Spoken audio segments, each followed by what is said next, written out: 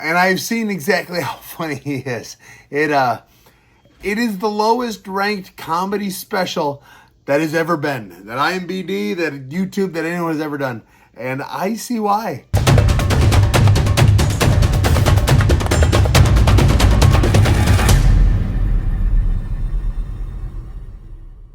Fellas and felleritas, I told you about my Brendan Schaub story, why he rubbed me the wrong way the other day, and how all is forgiven. Well, I take it back. It's not forgiven anymore.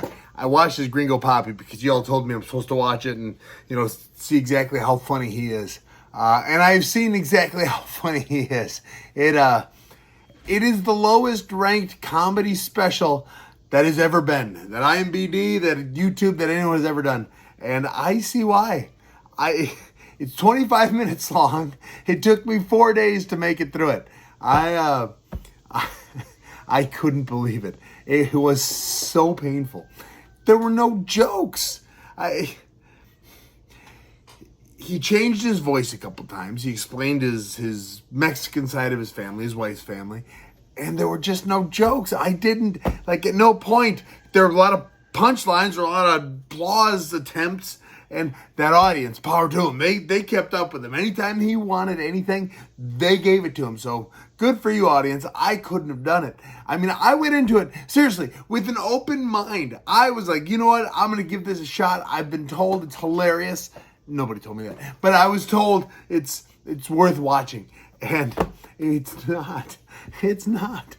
In the first 2 minutes, he has a dick joke. In the last 2 minutes, he has more dick jokes. And then a lot of kind of sort of Mexican jokes in the middle. I mean, they're not making fun of Mexicans, just Mexican-based jokes. There was never a punchline to any of it. He just kind of talked. And very effeminate. I didn't see that coming. Like the whole time, his body language is real. And he put his knees together and he flare everything. Very effeminate. I wasn't expecting that. To be completely honest, I wasn't expecting it to be great because I'd never heard of it before. But I didn't expect that when I did hear about it. Here's Brendan Schaub. He's a manly man. He's on The Ultimate Fighter. He was in the UFC, heavyweight, super strong, all that. And he embraced, you have the opportunity in comedy to make something really funny or to be laughed at. And he went the getting laughed at part, which he got laughs, so that is worth something. But it was people laughing at him saying, oh, I can't believe 15-year-olds have parties. White guys don't care. Just flares everywhere. I didn't get it. I at no point, and I was trying, at no point during this comedy special did I understand what he wanted me to remember. Did I understand what he was trying to convey?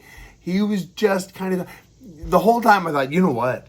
I'll bet you he and his buddies just went and got high one day and they just kind of recorded themselves.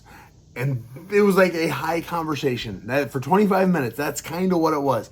Now, I've never been high. I've not done drugs, but I have a lot of friends that love their drugs. And I love potheads. They're a ton of fun to be around.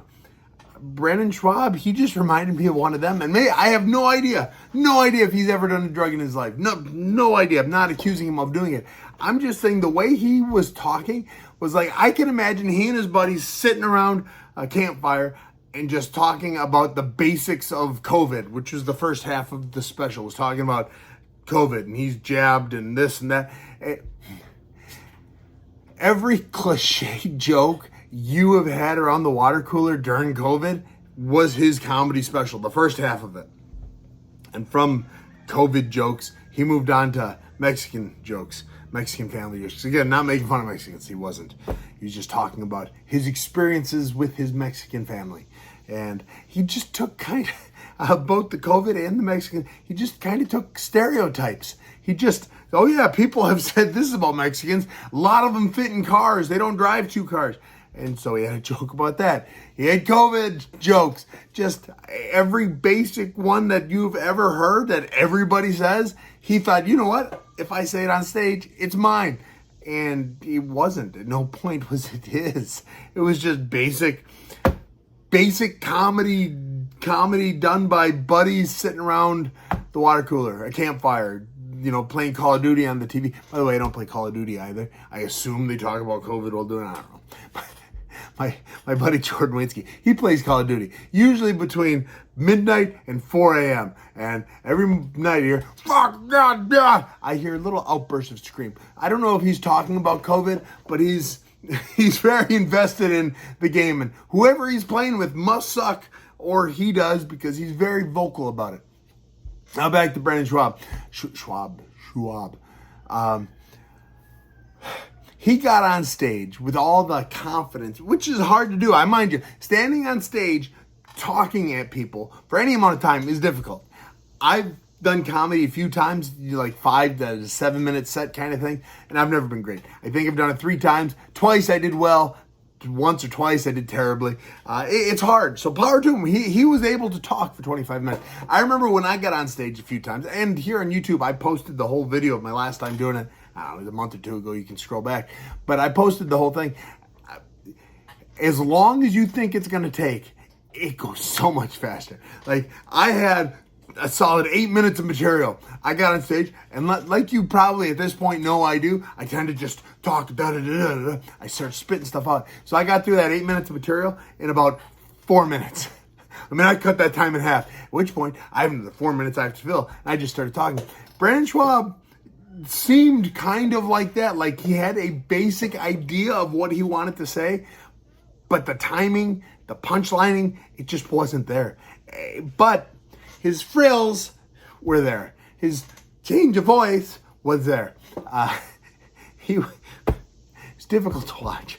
I hear he has a second one. I don't want to watch the second one. Gringo Papi did not do it for me. He's not talented. He's not talented. So I've done, leading up to this video here, I've done some research on what it takes to become a comic. And it's apparently 5 years at a minimum before you're almost tolerable to people. Like, you have to get out there and just grind and suck for at least 5 years before you might not suck. This was Brendan Schaub. He got high with his friends around a campfire, around the living room, playing Call of Duty, and just kind of took what he said there and put it on stage. And it just wasn't funny. I'm sorry, Mr. Schaub. I'd say you were an amazing UFC fighter. You were in the UFC. I believe you were in NFL too. You've got your talents.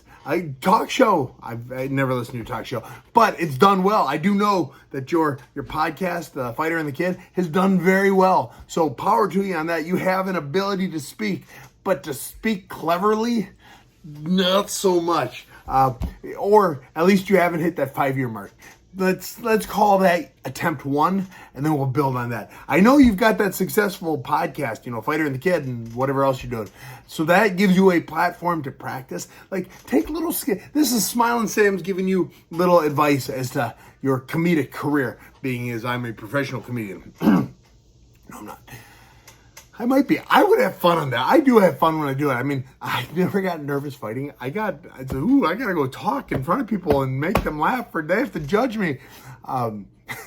Anyways, you've got the platform that you can practice little bits without even letting us, the viewer, know you're practicing.